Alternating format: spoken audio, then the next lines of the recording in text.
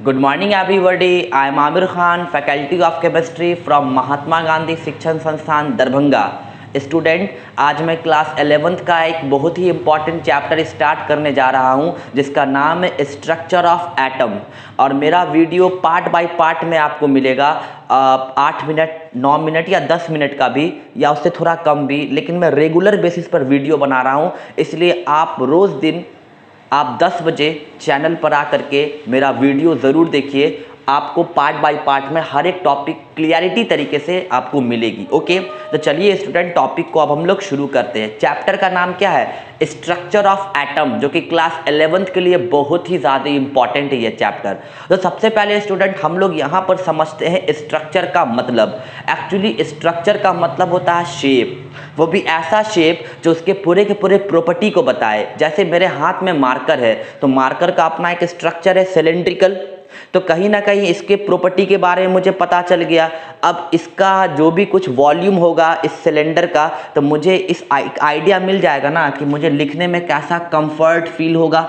अगर मान के चलिए इसका वॉल्यूम बहुत ज़्यादा है, तो मुझे ये एहसास हो जाएगा कि अरे ये अनकंफर्टेबल हो गया लिखने के लिए। अगर इसका वॉल्यूम बहुत कम हो जाए तब पर ही मुझे एहसास हो जाएगा कि ये अनकंफर्टेबल है लिखने के लिए।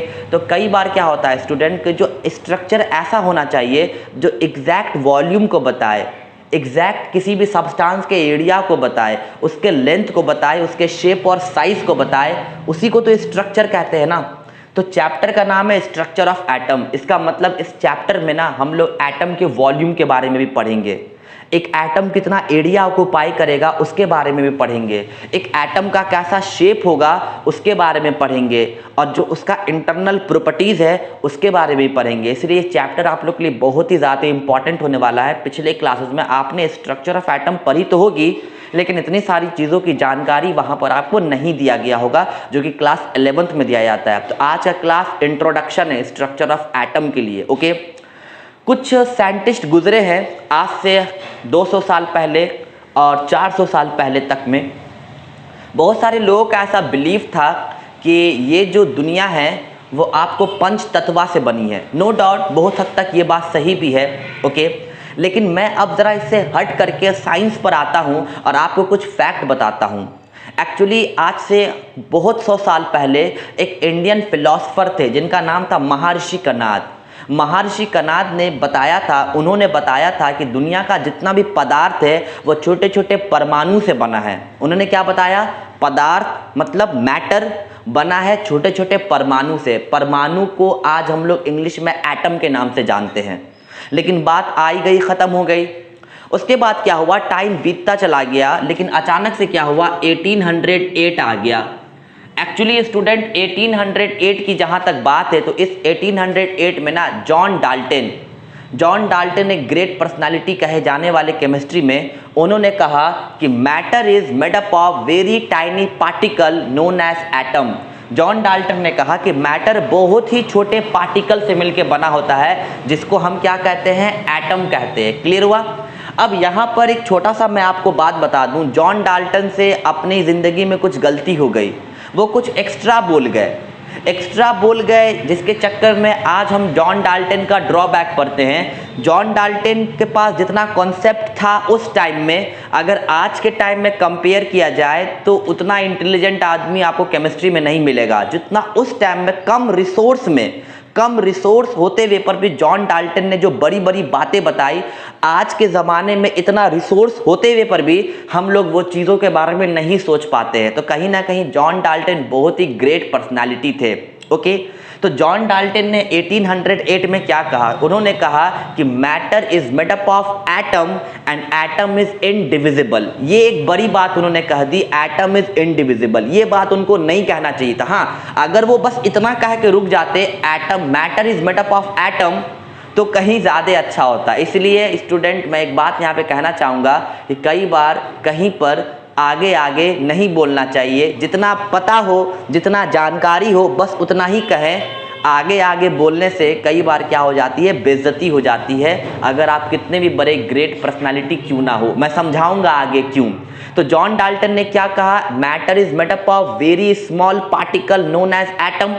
ये बात बिल्कुल सही है कि दुनिया का सारा मैटर बना है छोटे छोटे पार्टिकल से जिसको एटम कहते हैं, लेकिन जॉन डाल्टन ने क्या कह दिया, एटम इज इनडिविजिबल, मतलब एटम को डिवाइड नहीं कर सकते हैं। लेकिन आज स्टूडेंट हम जानते हैं कि एटम को डिवाइड कर सकते हैं, और एटम को जब काटते हैं तो एटम के भी अंदर छोटा छोटा सब एटॉमिक पार्टिकल मिलता है, जैसे इलेक्ट्रॉन, प्रोटॉन, न्यूट्रॉन, और भी आपने सुना होगा पॉजिट्रॉन के बारे में।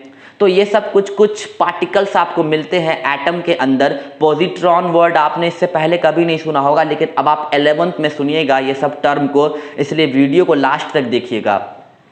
तो जॉन डाल्टन ने कहा matter is made up of atom, लेकिन उन्होंने एक गलती क्या कर दी, उन्होंने कहा एटम इज इनडिविजिबल, और आज हम जानते हैं कि एटम को डिवाइड कर सकते हैं। इसी तरह जॉन डाल्टन ही की तरह बहुत बड़े बड़े ग्रेट पर्सनालिटी गुजरे हैं जिन्होंने स्ट्रक्चर ऑफ एटम में बहुत बड़ा योगदान दिया, जैसे जे जे थॉमसन ने पहली बार एटम का मॉडल लाया, वाटरमेलन मॉडल, जिसको प्लम पुडिंग मॉडल कहते हैं, और उन्होंने स्ट्रक्चर ऑफ एटम को समझाने की कोशिश की।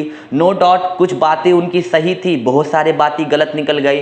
फिर जे थॉमसन के बाद फिर कौन आए, रदरफोर्ड आए। रदरफोर्ड ने भी अपने मॉडल को में एटम के बारे में समझाने की कोशिश की। नो डाउट बहुत सारी बातें उनकी सही थी, बहुत सारी बातें उनकी गलत निकल गई। रदरफोर्ड के बाद कौन आए, नील बोर आए। नील बोर के बाद कौन आए, इसी तरह लोग आते गए जाते गए, आते गए जाते गए। श्रोडिंगर आए।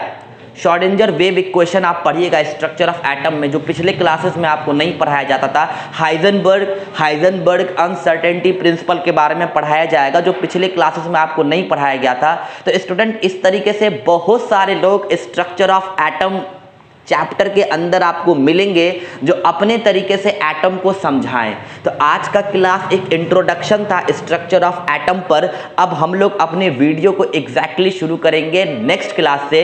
वीडियो कैसा लगा ज़रूर बताइएगा। चैनल पर नए हैं तो सब्सक्राइब ज़रूर कीजिएगा, और मैं अब डेली बेसिस पे वीडियो बनाऊंगा, मैंने ये पहले ही कहा है आपको। Thank you so much. जय हिंद and have a nice day.